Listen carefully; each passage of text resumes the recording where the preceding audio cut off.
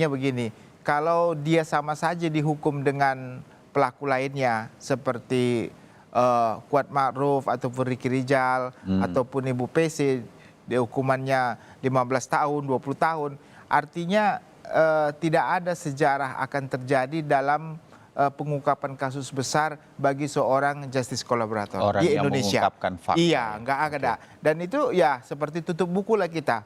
Yang kita perjuangkan selama ini untuk membuat Indonesia lebih baik kelihatannya agak suram begitu ya.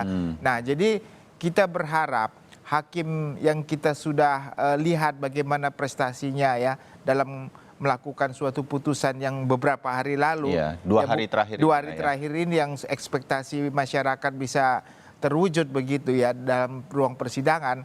Ini juga diharapkan seperti itu. Nah, ada satu hal yang perlu saya garis bawahi. Ini adalah nantinya menjadi leading case. Leading case karena ini akan menjadi panutan bagi kasus-kasus berikutnya jika hakim melakukan dengan hukum progresif seperti itu. Nah, seperti apa hukum progresifnya? Adalah apabila dia menghargai GC ini luar biasa. Dengan cara apa? Dengan putusannya. Seperti apa?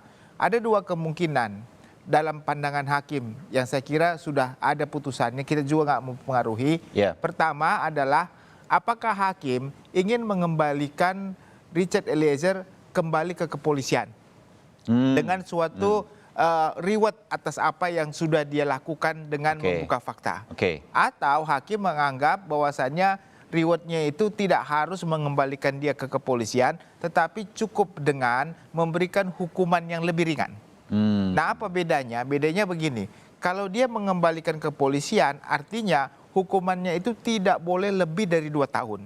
Oh, karena kalau lebih dari 2 tahun dia tidak bisa kembali lagi. Tidak mungkin bisa lagi ke kepolisian, karena syarat untuk bisa diterima lagi kepolisian tidak boleh dipidana dengan pidana lebih dari 2 tahun. Itu syaratnya untuk bisa masuk kembali ke kepolisian. Nah, kalau itu menjadi tujuan, maka kemungkinan besarnya hukumannya tidak lebih dari 2 tahun. Tetapi kalau hakim menilai, ya sudah, dia tidak diberikan lagi kesempatan untuk masuk dalam karir kepolisian, tapi dihukum yang paling rendah di antara para terdakwa tersebut. Ya, terpidana lah sekarang yang kita katakan ya. Nah, terpidana yang 4 ini sebenarnya sudah lebih tinggi dibandingkan dengan Richard Eliezer dalam tuntutan 12 tahun kan. Richard oleh JPU 12 tahun. 12 tahun. Yang lain sudah terpidana 13 tahun ke atas. Nah, berarti ada kemungkinan yang paling rendah ini disparitasnya nggak mungkin terlalu tinggi dengan yang 13 tahun. Ya, selisihnya bisa jadi 7 atau 6 tahun. Bisa jadi Richard terkena 5 atau 4 tahun hukuman. Kalau hakim berpandangan tidak memasukkan dia dalam kepolisian kembali. Nah, jadi kita berharap, sebenarnya masyarakat berharap ada prestasi yang cukup besar yang diberikan oleh Richard. Ya, nggak ada salahnya dia dikembalikan kepada kepolisian. Supaya Richard ini menjadi suatu momentum bagi setiap kepolisian di Indonesia dengan pangkat terendah dapat menjadi history maker bagi pembaharuan kepolisian di Indonesia. Saya ke Pak Joko Sarwoko dengan analisa dari Bang Jamin tadi. Pak Joko, menurut Pak Joko, dengan banyaknya perhatian tidak hanya publik, tapi semua pihak berkaitan dengan putusan dari para majelis hakim, seberapa besar kemungkinan majelis hakim ini akan progresif seperti yang dianalisa Bang Jamin? Pak Joko. Ya, gini Mas Bayu, saya juga banyak sependapat dengan Pak Jamin Ginting. Namun bentuk progresif ini barangkali menurut saya ada 2 kemungkinan. Hakim menerapkan pasal 51 ayat 1 KUHP atau dengan menggunakan JC. Kemungkinan kan seperti itu. Kalau menggunakan pasal 51 ayat 1 KUHP kan bisa onslah itu. Seperti yang diminta oleh kuasa hukum terdakwa ya. Kalau menggunakan justice collaborator, ya saya kira turunnya juga memang betul mungkin sekitar itu ya. Akan cukup signifikan Pak Joko ya. Tapi juga bisa kalau hakim mau lebih progresif, menjatuhkan pidana percobaan misalnya. 2 tahun dalam masa percobaan 3 tahun. Menurut pasal 12 Ya. 12B ya, KUHP ya. Pembunuh Ya. nggak pernah percobaan. Oke. Kalau Ya. pembunuh nggak pernah.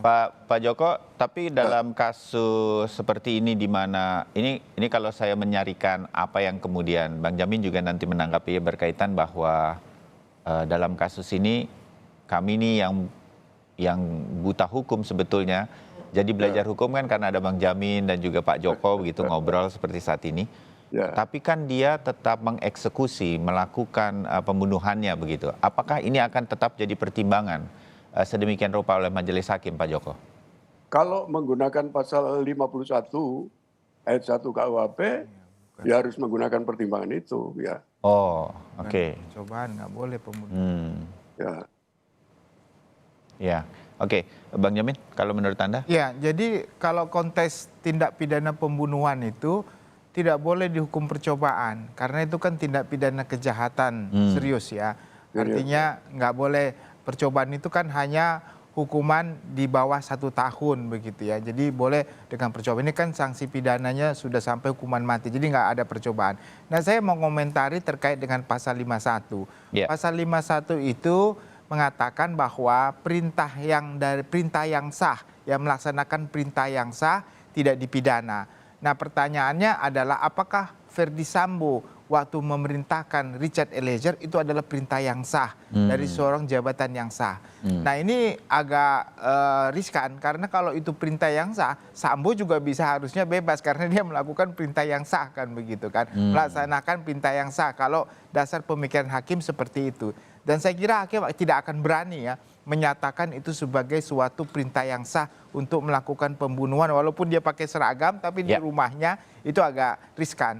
Jadi yang kemungkinan bisa terjadi adalah tidak melepaskan dia dengan pasal 51 tetapi mengembalikan harkat dan martabat dan menghukum dia serendah-rendahnya supaya dia ada kesempatan untuk bisa menjadi atau kembali kepada kesatuannya lagi dan itu menjadi ikon saya kira ya bagi Kapolri untuk seorang Richard Eliezer ini menjadi ikon yang luar biasa bagi pembaharuan justice kolaborator di Indonesia saja, bukan bagi kepolisian ya, bagi semua perbuatan pidana saya kira. Oke, ya Pak Joko, semua orang juga